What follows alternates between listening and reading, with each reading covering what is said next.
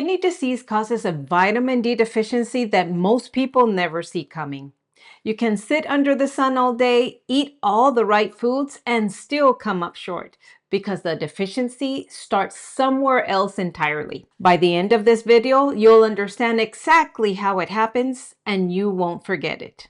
If you have kidney disease or you're a dialysis technician studying for your certification exam, stick with me. This one covers both. Imagine the food you eat is full of calcium, but that calcium is locked behind doors in your gut. It can't get into your bloodstream on its own. To open those doors, your body needs a key. That key is vitamin D.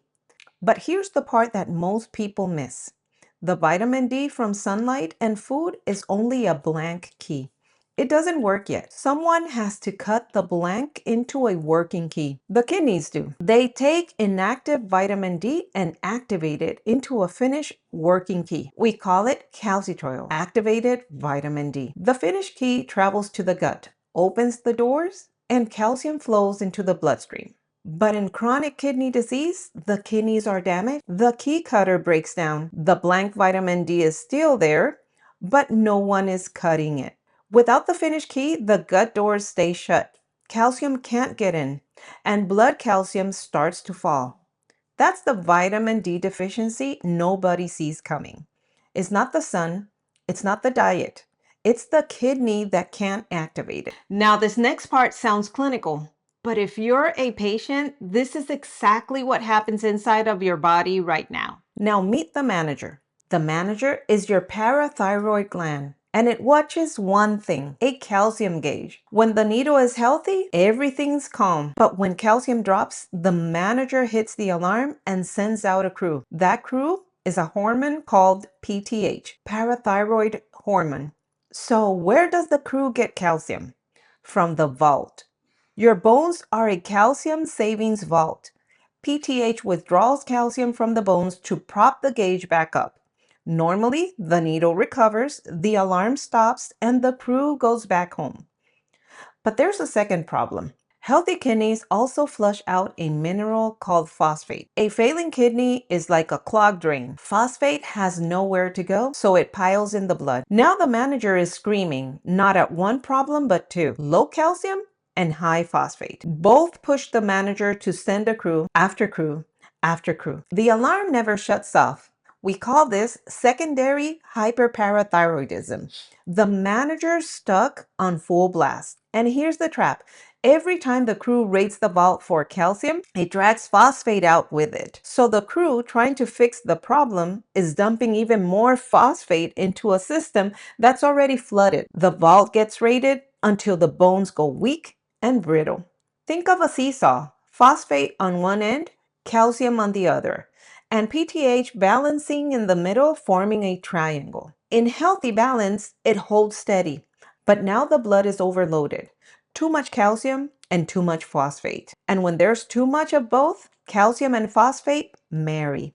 They bind into sharp crystals, the calcium phosphate product. And they don't stay in the blood. They settle in the walls of the body's vessels, heart, and organs, and they harden. That's calcification, and it's the big danger of this whole cascade. So how do we fix it? If you're preparing for the hemodialysis technician certification, remember that my free guide is below. And if you're looking to get fully trained in hemodialysis, also the link for my program is below. We can't repair the clogged drain, the kidney is damaged, so we stop the flood at the source. And this is where the patient becomes part of the story because a lot of that phosphate comes straight from food. So the first move belongs to the patient. A low phosphate diet. Turn down the faucet so less phosphate ever pours in. But some phosphate still slips through. So we add phosphate binders. Think of them like sponges in the gut. The patient takes them with food and they soak up the phosphate that's left. So it leaves with the waste instead of entering the blood. Between the diet and the binders, we finally get the phosphate under control. Then we hand the body a key that's already cut.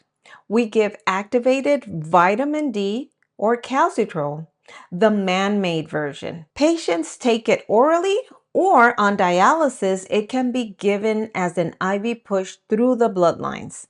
And it does two jobs at once. It reopens the gut doors so calcium can get in, and it tells the overworked manager to stand down. The alarm finally quiets. But sometimes the manager is stubborn. Even with activated vitamin D, PTH stays high. That's when we bring in a second line option, a calcium mimetic like Sensipar.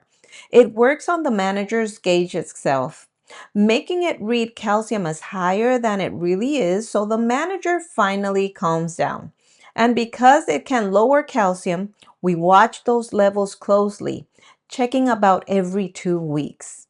And if this story helped you understand kidney disease and vitamin D, let me know in the comments. I love hearing which analogies stick with you.